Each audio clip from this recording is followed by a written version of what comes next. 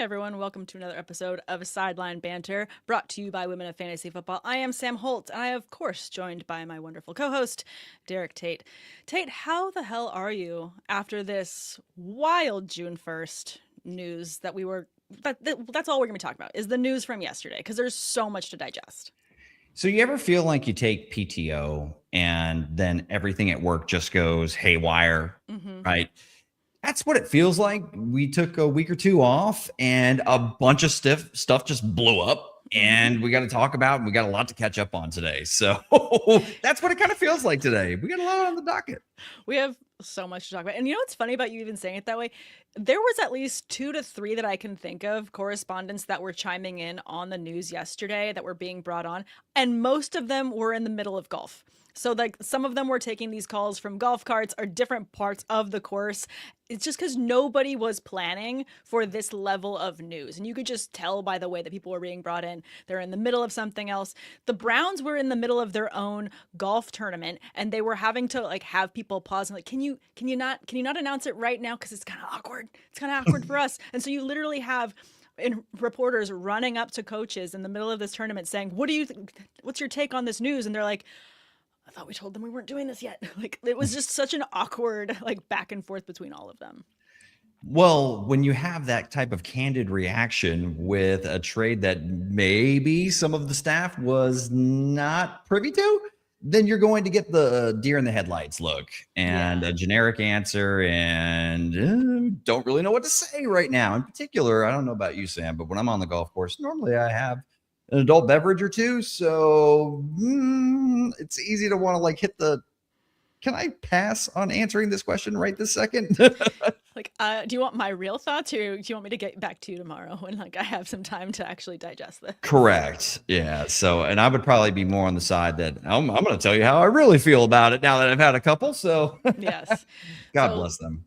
Let's go ahead and jump right in. First of all, I want to say thanks everyone for tuning in live. We appreciate you guys. Scampers is in the chat saying, what's up? Sup, Scampers? Thanks for tuning in. I always appreciate that he's always here. If you guys have any questions as we're going through the crazy latest breaking news, or if you have other fantasy questions that you feel like pertain, please throw them in the chat and we will be happy to answer them. But Tate, we have to talk about the major news, because the news we were all expecting for June 1st to talk about right out the gate was going to be A.J. Brown to the Patriots, which, put a pin in that, we will get to it as it did happen. But the biggest news that we got was that Myles Garrett became a Los Angeles Ram yesterday, in a trade that had everyone's head snapping back the other direction, because I didn't see this coming. There was a lot that was spoken about them adjusting his contract earlier this year, and then there was like, is this a flag? Is this something we should watch? And there were some people that said, hey, maybe don't be surprised if there is a move made here. But he goes in exchange for Jared Verse, as well as a first-round draft pick next year, because fuck them picks, as the Rams like to say, and a 2028 second and a 2029 third, I believe, were the 3 picks that all went. So lots of depth there for the Browns as they continue to rebuild, and Verse is an incredible talent, great for them, but we have to talk about the impact that this has on the Rams as a whole, because holy shit. Well, I mean, if we're allowed to use 4-letter explicatives to just, describe the reaction, yes, I totally get it. So, yeah, what the hell happened? Like, how did this come to fruition? It all of a sudden, Sam, maybe just a little bit, puts the Ty Simpson selection in a different context for maybe why they went ahead and made the investment at the quarterback position. If they had some inkling that on June 1st, Myles Garrett was going to be coming on board and they were going to be parting ways with that 2027 first. So they weren't going to be able to address the quarterback position next season because they wanted to add Myles Garrett this season. It makes it a little bit more palatable, I guess. And just how much fun is it to be a Rams fan? Like the F them picks, the approach that every other year, it seems like every offseason, they're making some sort of big deal to give Sean McVay the tools to go ahead and make another run at a Lombardi trophy. Gave up, I think it was 3 firsts and Jared Goff for Matthew Stafford once upon a time. Traded for Jalen Ramsey once upon a time. Then they went ahead and actually kept their first-round picks for a little bit and even picked up an extra one. And now they're right back at it. Trent McDuffie and Myles Garrett added to this defense that for the first half of the season was really damn good, kind of fell off over the back end of the season, and he's certainly in the postseason. Sam Darnold kind of diced him up.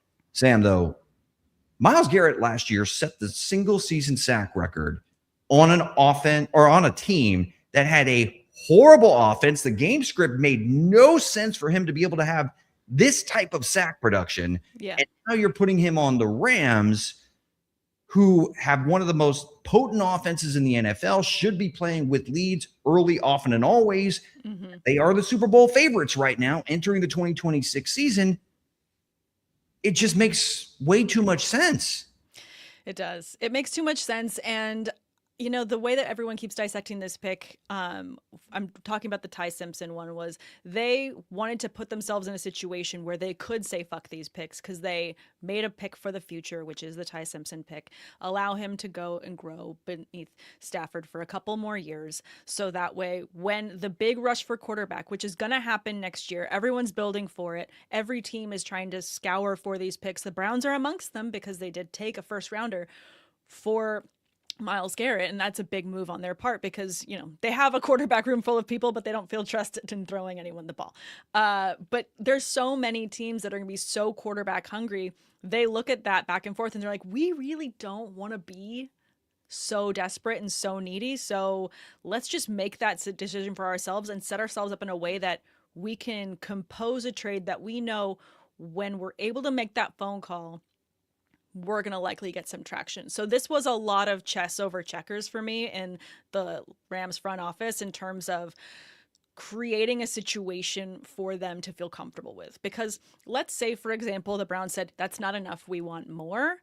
And the Rams didn't want to give more. They still not put themselves in a bad situation going into this season, given the picks and the choices that they've made this offseason. This was a cherry on top, but like the biggest possible cherry on top of that sundae for them to be able to make this work.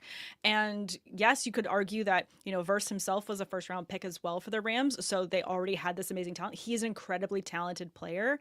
They wanted to round this team out in that win now scenario.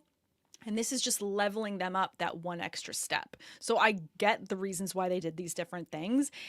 It's just like there's from a fantasy mindset, from a football mindset, from a fan mindset. This just has people frothing at the mouth, excited to see what the Rams are going to look like this season now that they have fucking Myles Garrett. And it's our show. We can say whatever we want to say. We got scampers in the chat, by the way, saying this. I learned of it at work from a text from my wife saying OMFG, WTF Rams. So when I saw this news come through on my work chat, I had a similar reaction where I was like, not real news. That's AI generated, obviously. And then when I saw the actual picture per Schefter, I was like, wait a minute. He wouldn't have gotten hacked. That's crazy news to like get hacked and like throw out on the Twitter sphere. And like, it took me like 10 minutes of like, no, until I like it sunk in and I did the massive gasp and my coworkers were like, what happened? Oh, it's probably football. I'm like, it's football. So like, it was just definitely a visceral reaction of like, holy shit, the Rams they're doing it again. Yeah, they are certainly, to use a poker terminology, pushing their chips to the center for 2026. And the reigning MVP of the league is now gotten a lot of reinforcements on the defensive side of the football. He has the defensive player of the year. Like they have the MVP and the defensive player of the year. They got both. Like, what are we doing? It's insanity. No, and the fact that Les Snead pulled it off, got to tip my hat to him. And to be honest with you, Sam, I don't want to throw a ton of shade at Cleveland because I actually think getting Jared Verse and a first round pick aligns more, and, you know, obviously the second and the third as well, gives them a lot more ammunition. They're in a rebuild phase, and that extra first, Sam, just in case they don't end up with the worst record in the NFL, because there are some pretty bad teams that I think actually have a cleaner track to the number one overall pick. Cough, cough, either the Miami Dolphins or the New York Jets this upcoming season. But that all being said, they gave themselves an extra first and an extra second next year to be able to kind of package together a pick if they want to move up to ensure that they get one of the top quarterback prospects in this upcoming draft. And oh, by the way, you get Jared Verse, who is a damn good player. He's not Myles Garrett yet, He may never be. But that's the thing. Yet, like, he still has so much potential to build and grow as an athlete. What the Rams are getting right now with Myles Garrett peaking is absolutely cinema in terms of them creating a narrative where they say, fuck them picks, Super Bowl's in town, we hate traveling, we want to make sure that we're just keeping this thing close to home. Let's bring it back home again. I think that they've positioned themselves very well with the addition of Garrett and McDuffie this offseason to make a strong push. I mean, hell, Sam, if they would have beaten Seattle Seahawks in the NFC Championship game, I don't think that the New England Patriots would have had any more luck playing against the Rams in the Super Bowl than they did against the Seahawks. So the Rams clearly felt like they were still a piece or two away. They were super close last year, and they are going for it this offseason. Just must be fun to be a Rams fan. It must be. I'm in a couple group chats with some friends of mine that are Rams fans and some friends of mine that are Niners fans. And there were different text messages that were sent to each of them. I'll just put it that way. There was a congratulations and a, oh, you're going to be real sad this year, aren't you? Kind of a mentality between my friends, which was fun. But I feel like there's a lot of different things going on in the NFC West right now. You see Les Snead and the Los Angeles Rams just throwing around picks to, improve their roster and already stack the deck more than it's already stacked, maybe the best roster in the NFL. Mm-hmm. And then you have the Arizona Cardinals, who are in a contract spat with Jacoby Brissett. Yes. I mean, let's talk about that lens too. Let's go from the NFC and let's go to the AFC North, because I want to talk about this vacuum that's been vacated with Garrett no longer being a problem for my team twice a year. But let's talk about the rest of the NFC first. In terms of teams that have also made changes or are looking to adjust going into this season, this was such an all-in, to use your analogy, pushing all the chips in, that I don't think that their opponents were expecting out of them. Like you said, we've got the Cardinals that are in the middle of a contract situation discussion with Jacoby Myers. They've also made some good picks in terms of trying to round out their team and get some additional talent. They're for Brissett, but then you've got the reigning MVP, Seahawks making some additional pickups, signing JSN to a longer contract, and then you've got the Niners, and they still haven't moved their practice squad outside of that electrical minefield. So I don't know. Like, this is just a very interesting dynamic for this whole division.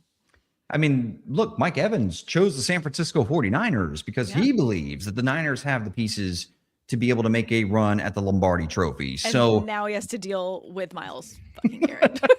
Everybody in that division has to deal with Myles Garrett twice this year. And the Niners and the Seahawks are probably a little bit better equipped than the Arizona Cardinals to deal with that menace that is number 95. But if I'm Brissett, I'm asking for more money. Like, you want me to go and get tackled? You want me to go and take sacks from Myles Garrett twice this season at minimum? No, thank you. Just have fun, Carson Beck. You're going to pay me that money right fucking now, because there's not a chance I want to throw the rookie out there. We'll get him some, baptism by fire in his rookie year.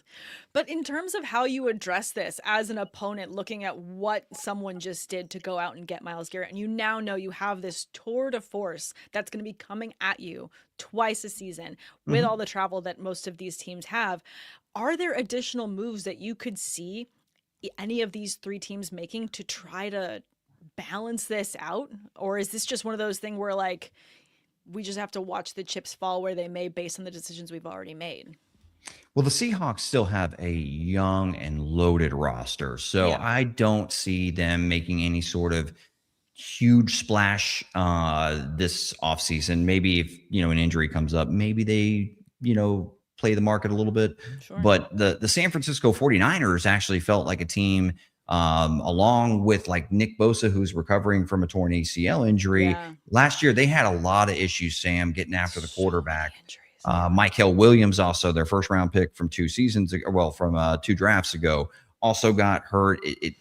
Bryce Huff, I think, was like their leading pressure rate winner. And that's nothing to write home about, unfortunately. No shade at Bryce Huff, but it was just a rough year up front for the 49ers. So I think it would have made more sense for maybe San Francisco to go and get a guy like Myles Garrett. But, yeah, now what's left out there in the edge rushing market? Maybe Max Crosby, but yeah, it seems like a lot of those elite edge rushers outside of Crosby have kind of found some new homes. So maybe Crosby gets a call, maybe the Raiders get a call, but yeah, I don't know what else the 49ers outside of edge really stands out to me that they would go aggressively try to make a move in this arms race that's happening in the NFC West. It's truly an arms race. I mean, it's really just, maybe it's just an LA thing because the Dodgers keep doing it every offseason where they just go and keep signing and just saying, who cares about money? We don't have it anyways. We're just going to pretend and keep making these crazy contracts and bringing in these huge talents. And the Lakers have gone out and done it when they went and got Luka, talking about Ohtani with the Dodgers and, Kelsey Plum, even with the LA Sparks. Like, LA just loves a big star talent and we just get way too excited because the problem is you've got all these LA fans that have, I know so many people that have box seats, that have, season-long tickets, but it's so quick and easy to just be like, I just don't want to go to the game. That's not gonna be that exciting. And then they just sell them off so quickly. So it's why I feel like these kinds of moves are like, hey, season ticket holders, stop selling your tickets and come to this goddamn game because you're going to have a lot of fun. Are you throwing shade at your friends that flex that they have season tickets to the LA Rams and they're not going and selling them? Because yes, I'm not going to drop the 4-letter explicative, but WTF, like go to the damn game. I would give anything to have sweet tickets to go to the damn Rams game. So this is the LA thing because everyone in LA knows what the traffic is to get there. And they're just like, what? I'm just going to try and sell my tickets. And if I can sell them, I don't have to go to the game. And then I know. It's an embarrassment of riches. This is just how LA is. It's sad.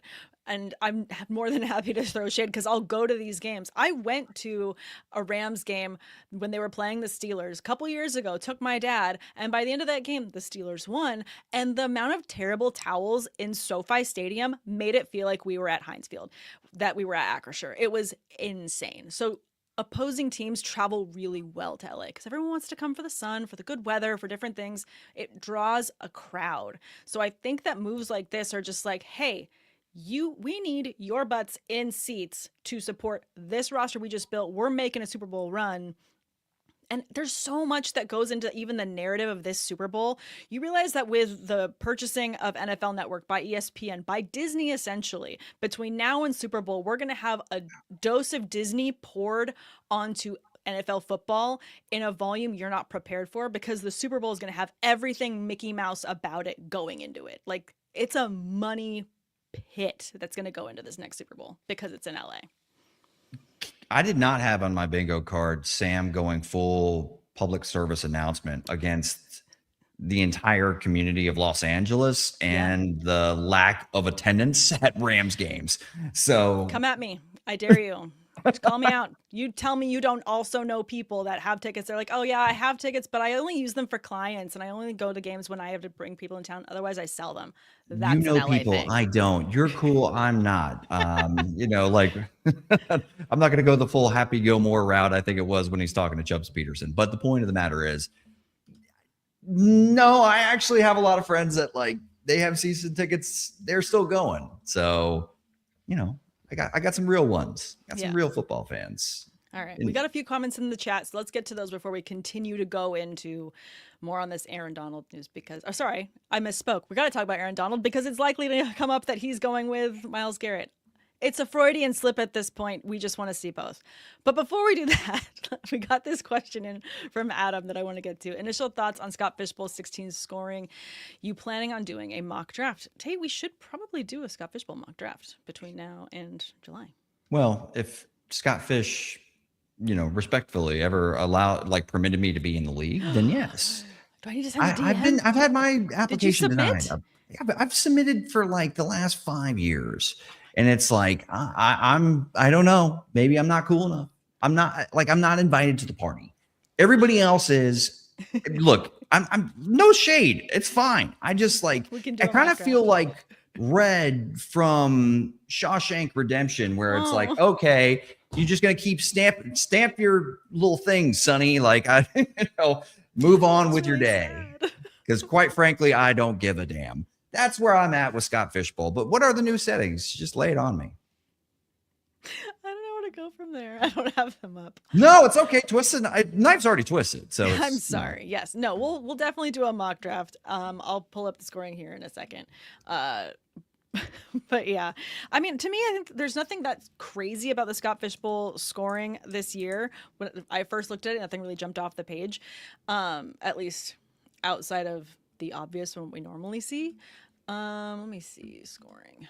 Even when I worked at Pro Football Network, I had Kyle Soppe and some of my other folks over there like put in a word for me. I think you've put in a word for me. I think you've tagged me on Twitter things like or X, whatever the hell they call it. I'll DM Scott. We'll get you in. We'll get you in. We know people. We'll figure it out.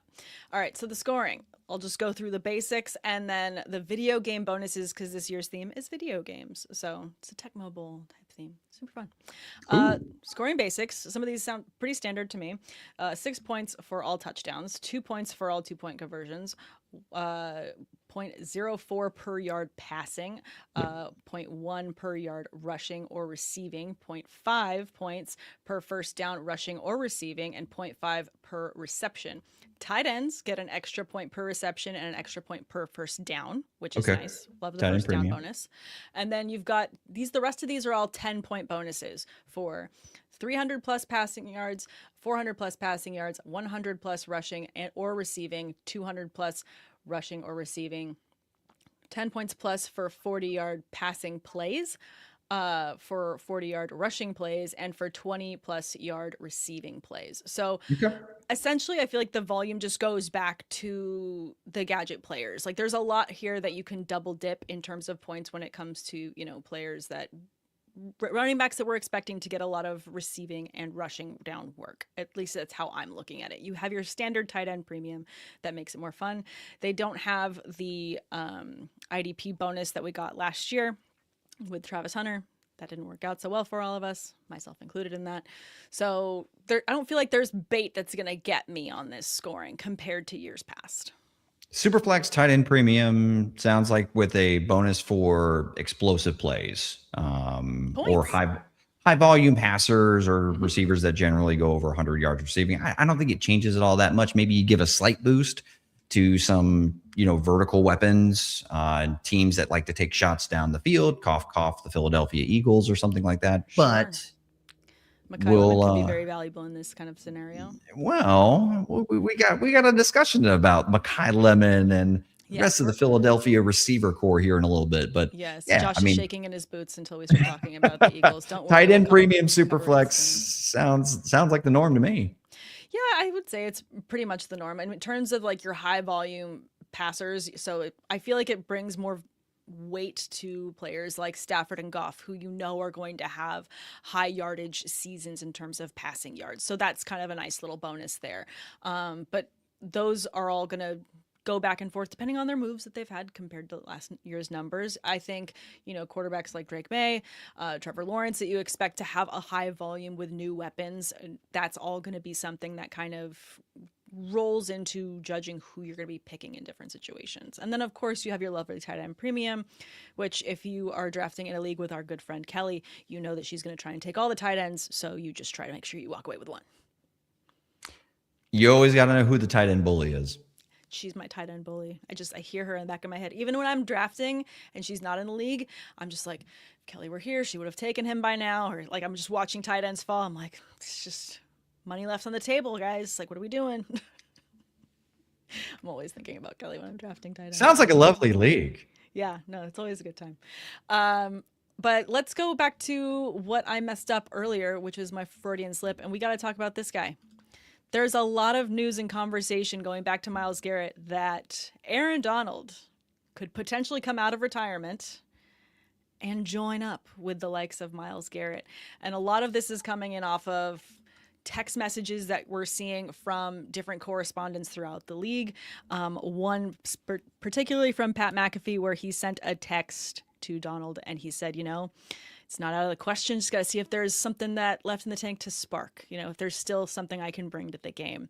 Mm-hmm. And I think that I sent you and Josh, I don't know, like 10 or 20 Instagram stories today of just like these different takes from different people of developing stories. This one I just sent to you from Jordan Schultz saying, I texted Aaron Donald about coming out of retirement and playing for the Rams alongside Myles Garrett. The response that he got from Aaron Donald was, I'm for sure flirting with the idea. Hell of an opportunity with the Super Bowl in SoFi this year. If I can find the fire, it's a possibility.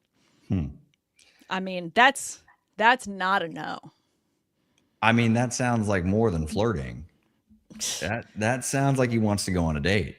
That sounds like something else inappropriate I was going to say. That sounds like the date is happening and you're just wondering how the date's like going. Like, is this going to be a second date situation? Is this a first and done date? Like, you're on the date.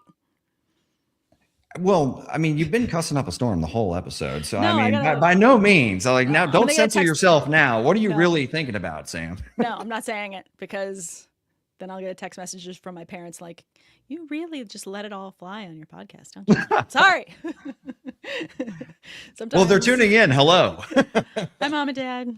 No, I don't talk like this all the time. So when it comes to Aaron Donald, right, I think it makes plenty of sense that, you know, he walked away from the game early. It's not like he couldn't play anymore. No, but he walked away from a point where you could arguably say his position takes a massive beating and he's doing the smart play for his body, for his family, to take care of his self. 2 years removed. Like, it makes sense. But now Aaron Donald was still a top 10 defensive tackle. I mean, that's not even doing him justice. Probably still a top 5 when he retired. Yeah. So is it out of the realm of possibility? Aaron Donald's a superhero. It's another thing if, like, I watch my friends playing flag football and I say, hey, I kind of think I can still do that. And then, you know, I do a plank and then try to do a couple reverse sit-ups and I start cramping because I'm out of shape. Like, I can't really flirt on that level when it comes to athleticism and athletic events anymore. But a guy like Aaron Donald, who's a superhero, still looks the part and looks like he could step on a football field and shove, 32 of 32 starting guards in the NFL. Well, I guess that would make 64, but 32 out of the 64 into a locker at any given moment. Yes, he sees what the Rams have on paper, which everybody else sees, which Vegas sees, is that they've got a Super Bowl caliber roster without question. So why would he not consider scratching that itch? This is probably last call for Aaron Donald. If he does want to play, if he does want to, run it back one more year, it doesn't get easier as he gets older, but he's still certainly at a playing age, certainly looks like he's in playing shape. So why in the world would he not consider coming back to this roster this year for a chance at a Super Bowl? No, 100%. And this is something, there's a lot of parts for him to consider and for us to look at this news, but I have to pull up this comment from Scampers because it's hilarious. He says, never flirt and sneeze at the same time. I feel like there's a story behind it. Mr. Scampers, please tell us about the time that you attempted to flirt and ended up sneezing at the same time. It just goes bad because you can't sneeze and not you have to blink, so you can't do it with your eyes open. It's like something bad's gonna happen there.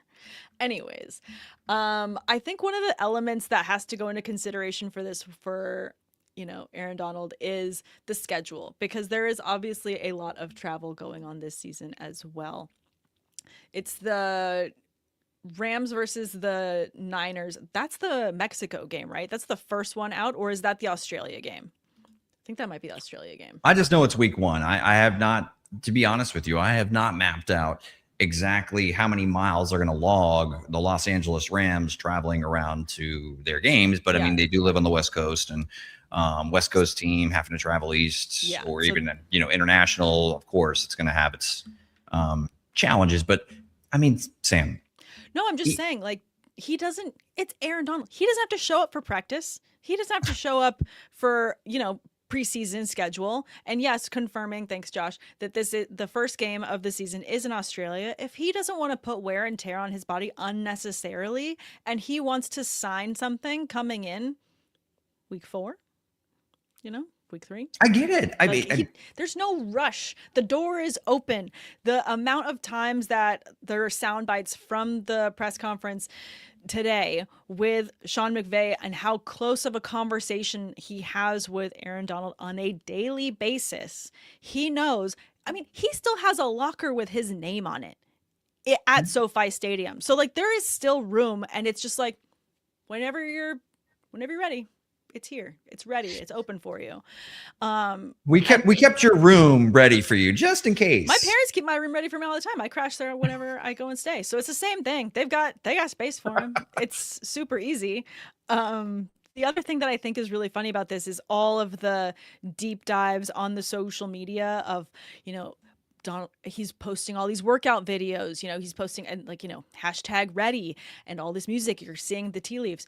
The other side of this that I think people are completely missing is Aaron Donald has a new protein bar out called Ready.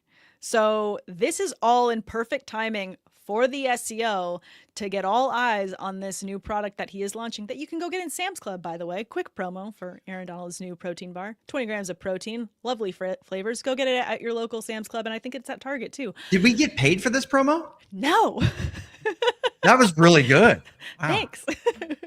But I'm just saying, there is so many levels of this, like everyone's buying the bait and we're feeding in on this. This could also just be really good marketing.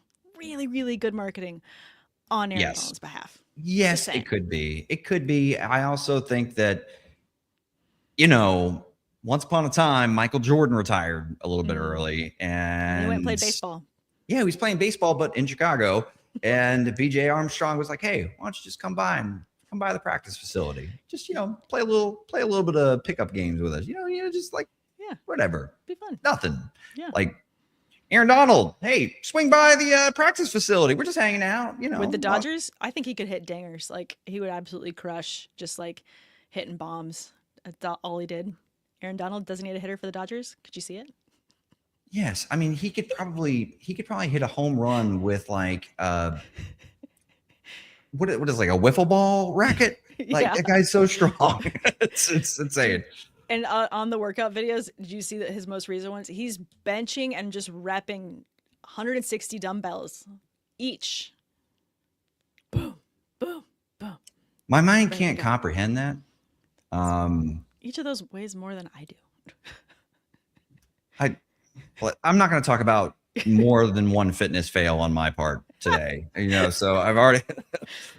Let's move on. Aaron Donald's a superhero. If he's back, awesome. Back. The summary is Myles Garrett is now an LA Ram. Everyone in the NFC South is shaking in their boots. Everyone in the AFC North has been throwing a parade for the last 24 hours of just joy. Joe Burrow had one sole tear fall down his face of just like, saving my back and my spine for one more season until I get traded out of here. Like he is just so excited to not have to take these hits. Happy for you, Joe. And hopefully that helps with the rest of our fantasy value. But we have so much more news to get to. Before I bring Josh on to talk about AJ Brown going to the Patriots, I want to throw this one in there because I think it's like big news, tiny news, and then another big news. Russell Wilson went ahead and signed a CBS deal to join their NFL team. All while, apparently, there was a Jets contract sitting there and available for him to go and play there. And he said, no thanks, bro. I'm going to go do TV instead of fall down with the Jets. Going back to our discussion in terms of teams we expect to be in contention for that number one. Well, hey, Chef Russ, you had a hell of a run. Yeah. I think he'll do well in broadcasting. I don't know if he'll come across as like kind of corny. I think that's the appeal though. Like, I think, whenever Kirk Cousins gets to sit in and do anything, it's the same thing. It's just corny and sweet. I think there's a level of genuineness to those people that you're just like, it's a delightful person to have on as well. And you get this extra level of insight. Plus the fashion's going to be great because Russell always knows how to dress himself. Yeah. I mean, he's incredibly well-spoken, charismatic guy. Like, yeah, I think he'll do very well in broadcasting. It's a little bit, if this is the end for Russ, it's been a hell of a run, and Godspeed, Mr. Wilson, because it's been fun to watch you cook all these years. It has. It's been fun watching him cook. Sometimes we didn't want to eat what he was cooking, but it was always fun to watch him in the kitchen anyways. So without further ado, let's go ahead and talk about this A.J. Brown to the Patriots news. This was the news we were expecting on Monday, that we were ready for to deep dive into. Josh, I want to bring you on here as the resident Eagles fan and just ask this, if you want to jump into the chat. Hello, Josh. How did you feel about the Myles Garrett news just completely taking away from what should have been like a big Eagles Patriots day of news and that just dominating everything? I mean, I don't care whether it's the sole purpose of the news day. I'm just glad the saga's over, truthfully. Now we can forget about it and move on. Got it. Yeah. So this was more of just like someone's waiting for the spring cleaning to start and someone saying, not yet, not yet, not yet. And you're like, cool, now we can actually get on with the season. Yeah, that pretty much sums it up. Yeah, I mean, all the talk has been new offense, new changes. This is going to happen. That's going to happen. And it's like, okay, cool. We still have somebody that's, quote, on the roster. They're not in camps. They're not doing this. They're not doing that. All right, let's just move on. Let's get on with it. Like, I understand why they had to wait, right? We needed to be able to spread the cap hit because it was a very large cap hit over 2 years. And with as many high-priced players as the Eagles have, when you look at Jalen Hurts, you look at Saquon Barkley, Jalen Carter, Quinyon Mitchell are getting ready to sign big contracts. So, like, there's enough people there that they need to spread those cap hit. And anytime you're stuck with over 40 million in dead cap on any year, that's a tough pill to swallow, especially when you are trying to compete for a championship. Yes.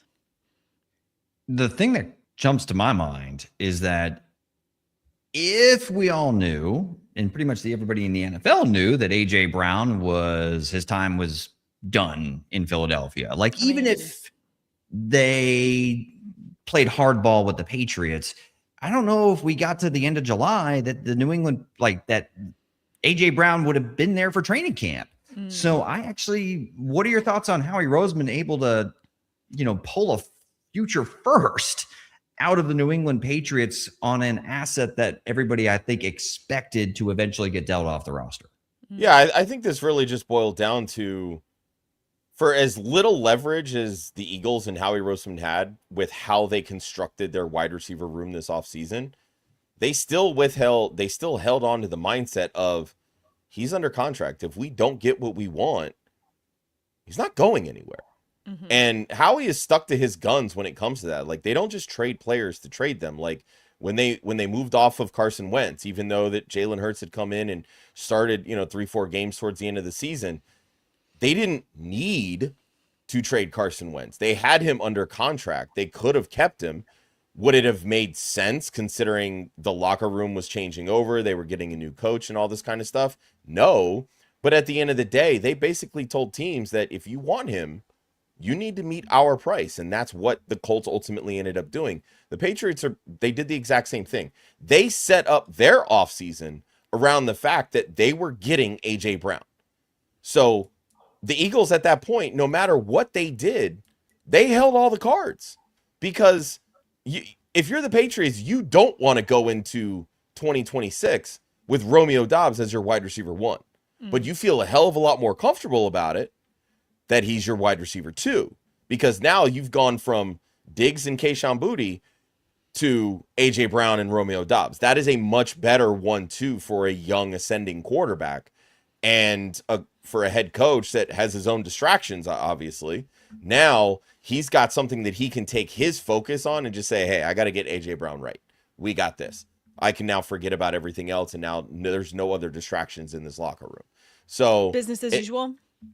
Exactly, right? Yeah.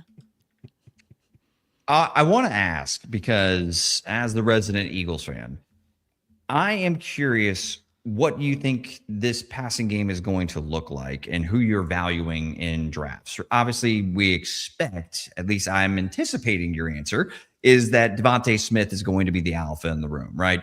Mekhi Lemon, though, very different type of receiver than A.J. Brown in a lot of different ways, right? Not only from an athletic profile standpoint, but how he's utilized. And then you got Dallas Goedert, and they also drafted Eli Stowers. So kind of give me, who you're prioritizing and how you see these vacated targets dispersing amongst these new faces in the passing game. Because you also can't forget the other talents that are available. Scampers wants you to make sure you don't forget them. What does this also mean for Johnny Wilson and Britton Covey? I mean, how are these targets? Sorry. I mean, how do you split all of this volume that's left behind with AJ Brown being up? By the way, since Sam has been cussing the entire podcast, feel free to cuss me out for forgetting those names. I would never. Honestly, I kind of forgot about him too. No, I like Johnny Wilson. I think if they really wanted to utilize him correctly, they would just put him as a statue at the goal line and just say, throw it up. The dude's 6'9". He'll come down with it eventually. Britton Covey's a return guy. I'm not that worried about him. But back to your original question. I think the biggest thing to remember is Sean Mannion coming in, new offensive coordinator. He's going to have a lot of elements from what people are seemingly referring to as the McShanahan tree, like this McVay Shanahan kind of offense, right? Tree. So, he spent several years with Matt LaFleur in Green Bay. LaFleur kind of comes from that same tree as well. The Packers don't have we'll call it a definitive wide receiver one, right? And I think that truly has been the biggest difference in like the McVay way of operating this system versus the Kyle Shanahan way of operating the system. Kyle Shanahan, he'll have a more of a concentrated target tree with like 2 or 3 guys at the top. But at the end of the day, he wants to just focus on running the football and creating those big plays. McVay has kind of had those dominant wide receivers that they're going to feast. We're going to get them the ball in space and just let them do their thing. LaFleur has just said, we're going to give everybody a little bit of taste. That's it. And I don't know that that's really been the right way to go about it. But also, too, they haven't really had a talent in that wide receiver room that can command those types of targets. And I think what's really unique with Devonta Smith sort of ascending into this wide receiver one role is that he's not so much been a dominant wide receiver in the NFL. He's always been like, we'll say the Robin to the Batman, so to speak. But how many wide receivers in the last, I don't know how many, 20, 30, 40 years have won a Heisman Trophy in college football? Like, he knows how to be a dominant wide receiver. Yes, he's skinny. He's the skinny Batman, right? Like, that's kind of the role that he's played in Philly. But when he needs to get open, there's very few players better in the NFL. Like, he's so good at running his routes. He reminds me a lot of Marvin Harrison. And senior, not junior, mind you. I was just like, you just gave him this sounded like it was building senior, to a compliment, and then it just felt like it took a dive. But and he has a good rapport with Jalen Hurts. So I think that we're going to see Smitty sort of take on this wide receiver one role. I think it's going to be somewhat in between like the 140 some odd targets that AJ Brown has seen like in those dominant years with Philly and the like 100 or so that a wide receiver one in this Green Bay system tends to get. Sam, one more question I've got. You mentioned the new scheme change, which it seems like Jalen Hurts has been, drawing one of those Baker Mayfield type cards where he's just getting a new offensive coordinator every single year. Schematically, though, that scheme that you're talking about is a lot more under center, play action. Like, do you have any concerns about that's not something we've seen Jalen Hurts do a whole lot of since he's entered the NFL? He's operated a ton out of the shotgun. So I'm just kind of curious if you have any concerns about like his fit as a passer in this scheme, particularly now that it's devoid of a proven Pro Bowl caliber talent like AJ Brown on the outside in complement with Devontae Smith. I will say I'm not as worried about it as many in the national media seem to want to be, because everybody thinks that it's just the cool thing to do, which is like shit on Jalen Hurts when there are few quarterbacks in the NFL that have been to 2 Super Bowls in 3 years, let alone won one. So haters gonna hate Taylor, and that's pretty much how I look at it. I mean, with Jalen Hurts, he's there's very few in the NFL that are going to prepare the way that he prepares. So, going into this, he knows there's going to be changes. By all reports and accounts, he's embracing the change, which the noise has always been, just do what I want to do that makes me comfortable, right? And regardless of whether those are true statements or just fabricated events from, bitter people, he's going to show you that he's one of the better quarterbacks in the NFL. That's just kind of how his mindset is. He's a winner, and he's going to show up and do those things. I think the under center thing, there's going to be some hiccups, right? Like anytime you're, we talk about this all the time with college player quarterbacks that come into the NFL, right? Like the NFL typically runs more under center. Like look at Fernando Mendoza. Like they never ran under center in Indiana. And he's going to do that a lot in Las Vegas. So there's going to be a bit of a transition there. But I think the most overblown narrative, which I still to this day do not understand, is that Jalen Hurts can't throw over the middle. Yeah, he doesn't do it a lot because that's not what he was asked to do. But when he does it better than, I think he's like top 5 or top 7 in the league in completions and throws over the middle of the field. Now you can argue that it's a small sample size, so he should be good. But the fact of the matter is he's still good when he does it. So that's where I don't get this narrative that he can't do these things. He can. You just want to cherry pick what he's not doing well because of some antics on the sidelines or because of X, Y, and Z. Well, also you've got, I think when you have the season that they did, where they did go and win the Super Bowl, and then you have the following season when there is a hiccup or something doesn't match or mimic exactly what we just saw, it's not just that something's upset the apple cart, but it's that something is broken mechanically from a deeper level. And there is this bigger buzz about that shift because we expect, and what we shouldn't, because football is so hard. I was going to say, when was the last team that repeated as Super Bowl champions? It was the Chiefs, right? And before that, it was the Patriots. Like, it just doesn't happen. It doesn't normally happen. It's anomalies when it does. And those teams aren't without seasons where they're dealing with multiple injuries and they're having to make pickups throughout the season to make changes to make sure that they're keeping everyone healthy. It's so hard to do. It's much more normal to have what happened to the Eagles, which is where you have a season where you win and then you come back, you try to do a repeat, some stuff just gets thrown off, and it's just hard to keep that momentum going.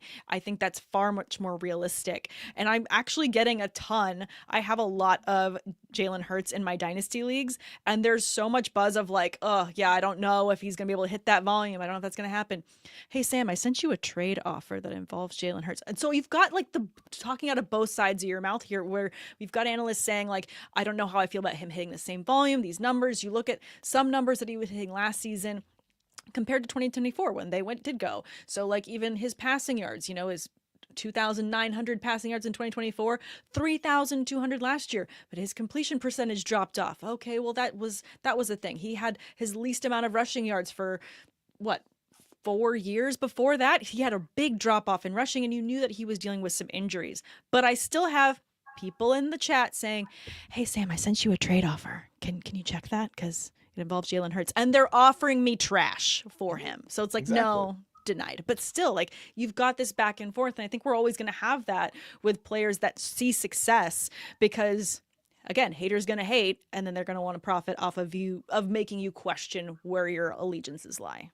Yeah, I mean, you're going to see a lot of Saquon Barkley still. I mean, they're I think you're going to see sort of yeah, right. I have Saquon in a couple of leagues, and I definitely think we're ready for a bounce back. Stowers, I think, is probably a year early. I think 2027 will be his year. It's dynasty.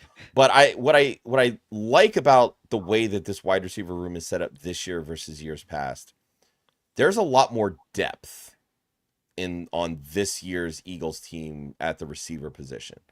In years past, it was literally A.J. Brown, Devonta Smith. That was it. Like, if one of those guys missed time, they didn't know who the hell to throw to because they really did not have anybody.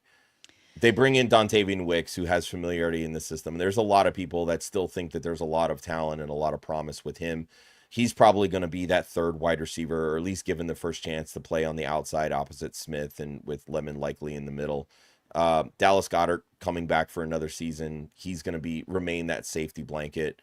Stowers coming in, sort of being a move tight end because the kid can't block to save his life. So like, there's so many different ways that I think this offense can beat you that doesn't force Jalen Hurts to say, hey, I have to get A.J. Brown the football. I have to get Devonta Smith the football. I can just let the defense tell me where I need to throw the football.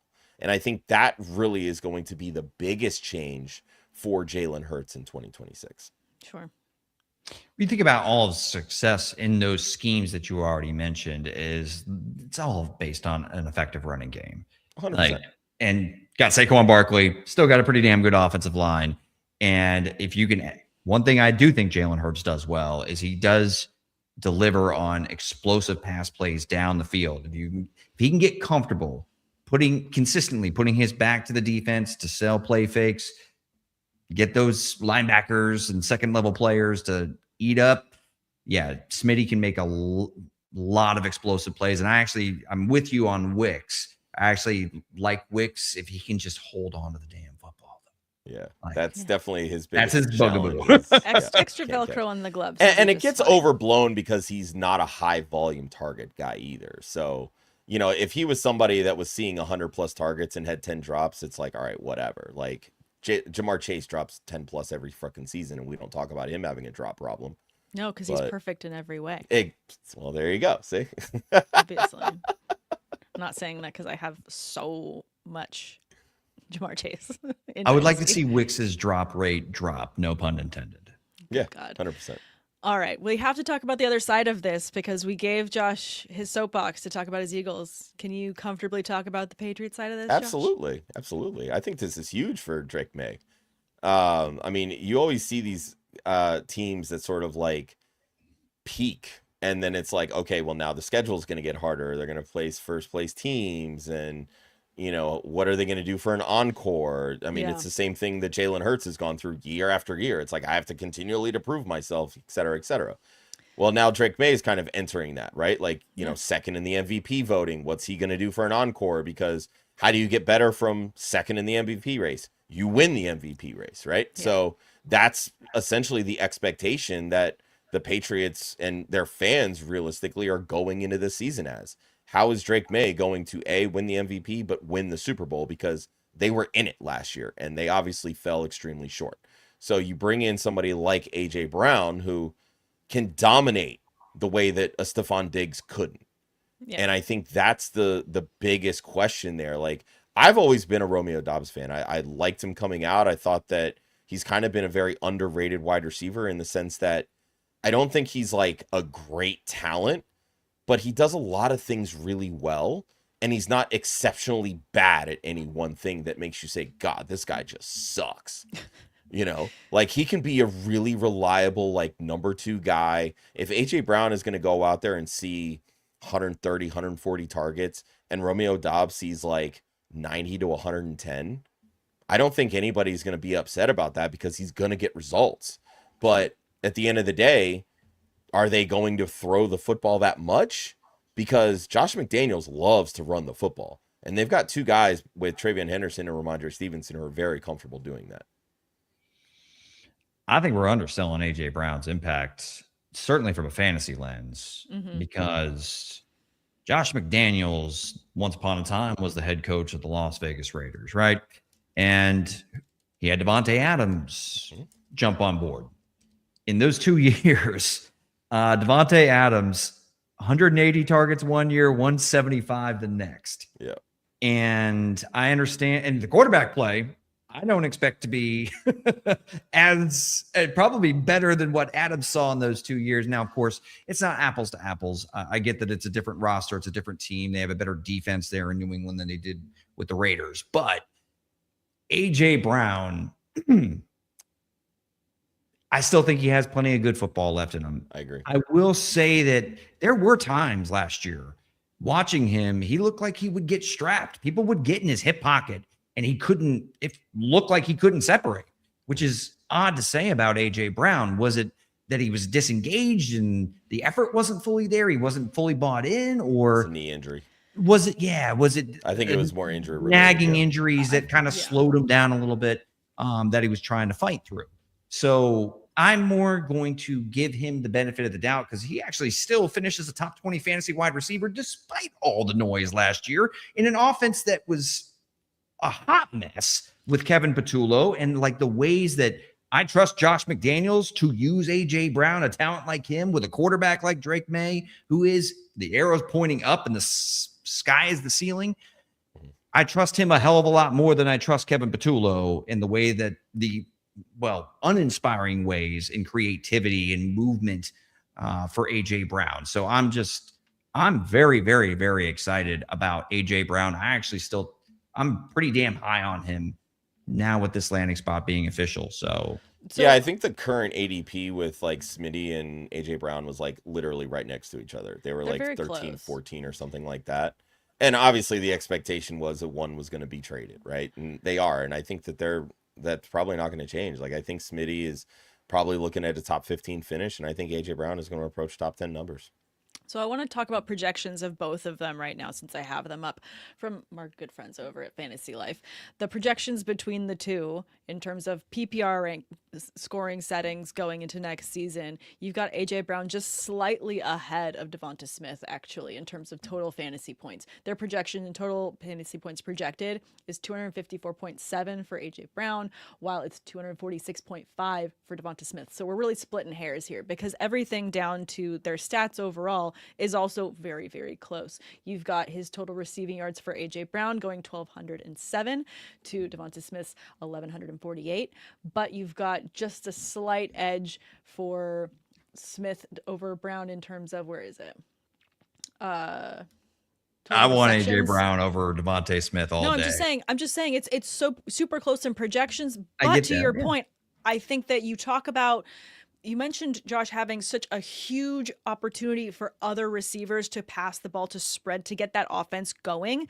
You have a bit more narrow tree here for the Patriots, which I think is more exciting for me going after someone like A.J. Brown, knowing where those targets are, and they're going to be high value targets. This is a team that was missing A.J. Brown's consistency and athleticism going into last year's Super Bowl. This is a team that's got a lot of different things coming into it, but a lot of things that are very similar, and you're just plugging in a hole that they had last year. The consistency that you're going to get from A.J. Brown on this offense is going to be, to your point, Tate, the more valuable side to me that I'm more excited about, because there's so many other moving parts for the Eagles that help from a football lens, but I'm not necessarily excited as a fantasy manager to have to be competing for those vulturing my touchdowns and targets.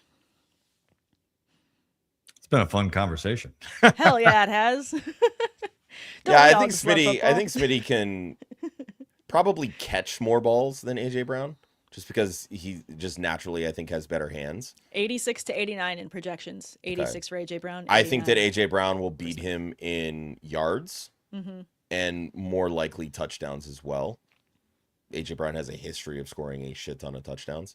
And I think his career yards per reception is approaching 15, or I know it's at least over 14.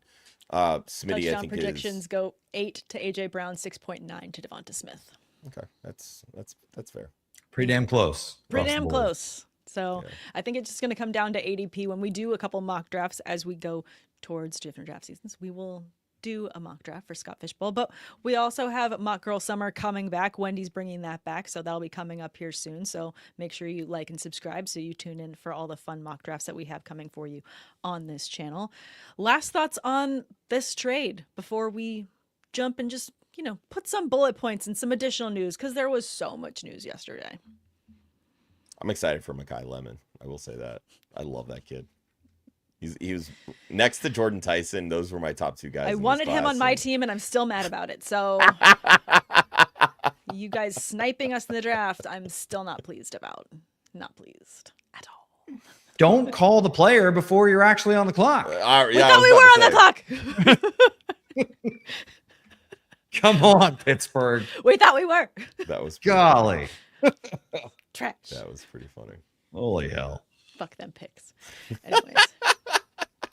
Well, I'll duck out so you guys can finish the show, but always fun talking the conversation. Pleasure. Absolutely. Jesus. All right. Talking about crowded wide receiver rooms. I want to make sure that we talk about this one because in addition to the news that we had about, of course, A.J. Brown going to the Patriots, Myles Garrett going to the Rams, Russell Wilson saying no thank you to the Jets and joining CBS instead, we had the New York Giants going out and making sure that they bolstered that wide receiver room to the nines. They brought back Odell Beckham Jr. They signed Juju Smith-Schuster and they signed Braxton Berrios. Why? So many. Why? Did you see the video of Malik Nabers playing in a softball, like charity softball thing? No, I missed the softball. What happened there? Did he get hurt? He's barely moving on that damn thing. That's my top of my notes. I think that the main thing that I saw from like they wanted to make sure they went and got these three. It wasn't like if this one doesn't sign, we'll take this one. If this one doesn't sign, they'll take this one. There is something much more wrong about this Nabers injury than we're aware of. We're already aware there was another cleanup surgery that happened. Absolutely brutal. At least he's making that money with those additional commercials because I thought that was fucking hilarious. It was the IHOP commercials that he did. It was like, right? Those were so good. Yeah. Trying to find a silver lining here. I don't know if there is a silver lining. I like having scar tissue build up and having to go in there and have a cleanup surgery, Sam. Oof. Not good. I'm all damn near putting Malik Nabers until I see him on a football field looking normal and doing Malik Nabers type of things, which I don't know if we're going to see that in training camp. No. He's on my do not draft list right now. And I hate saying that because I mean, at price, until that price drops and adjusts to the market. I want nothing to do with Nabers right now, just because I think there's an outside chance he starts the season on PUP.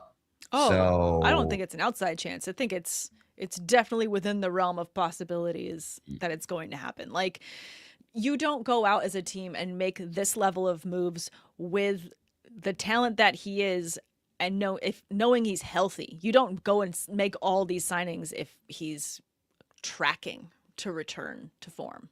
Sure. Yeah. I mean, something's off when you see that bulk of moves in a short amount of time when, you know, obviously they drafted Malachi Fields and then you have Malik Nabers. Darius Slayton is still on the roster for like, I mean, it feels like he's been there since like 2010. But point of the matter is he's been there since I graduated. His ho-hum 700 yards per season is. He's been there forever. One thing he's consistent, I guess. But yeah, I mean, certainly it's sound the alarm. You know, iceberg dead ahead. It's something doesn't feel right now for Malik Nabers, and it sucks because Jackson Dart's like glimpses last year without Malik Nabers and how productive he was with his rushing production, along with some of the passing production that he just really had. Wan'Dale Robinson was making things work. It takes a little wind out of the sails for Jackson Dart's possible breakout campaign in year number 2. Oh, absolutely. Definitely takes the wind out of the sails for sure there.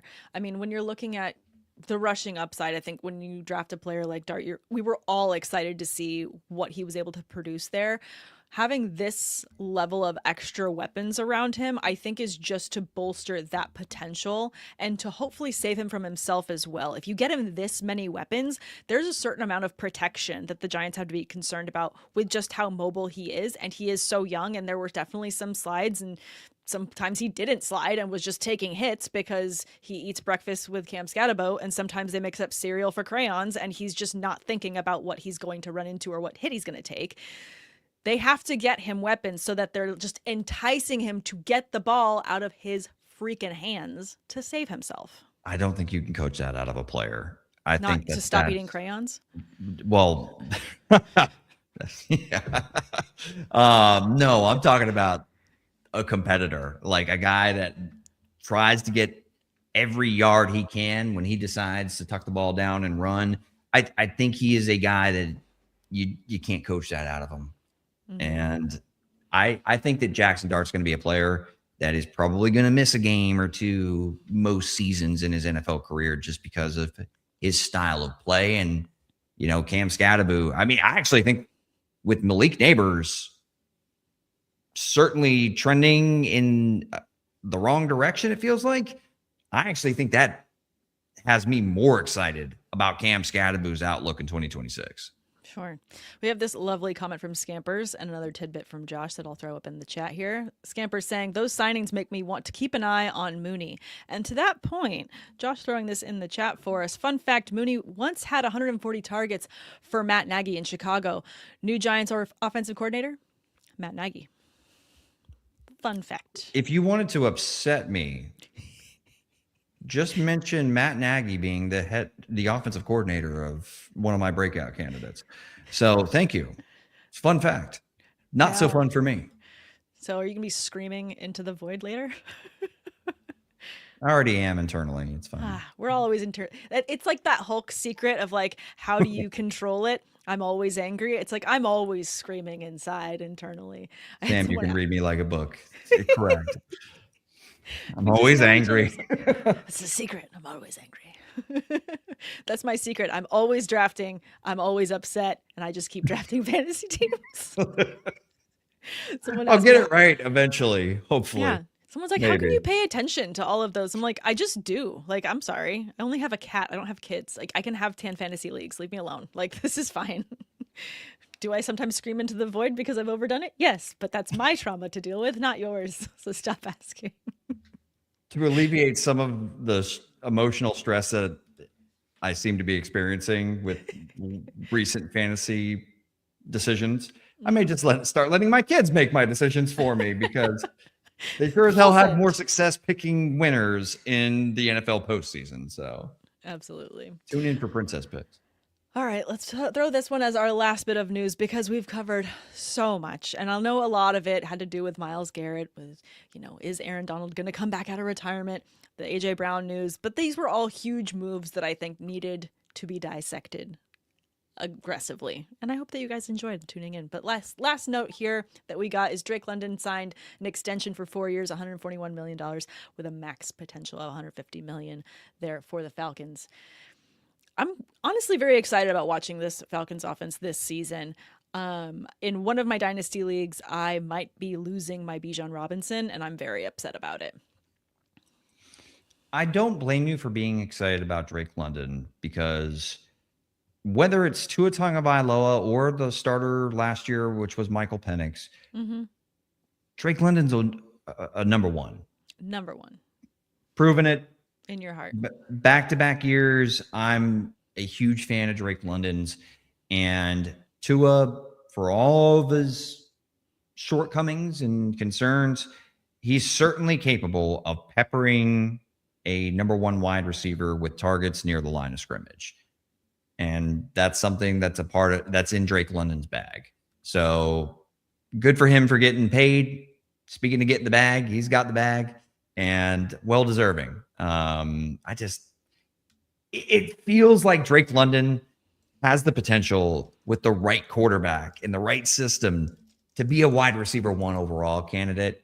I don't see it this year, which is the only thing that's a little bit deflating about it. Yeah. A little bit deflating there, but I mean, throwing this in from the chat, the question was, who's the quarterback there in Atlanta? As of right now, Michael Penix is listed as the starter, but to your point, they did just add Tua Tagovailoa, so he's there as well. But to me, I think one of the things I'm excited about is seeing Kevin Stefanski work in this offense, and what he was able to do with the slew of quarterbacks that they had there in Cleveland, and he was still able to get production in different bright side moments.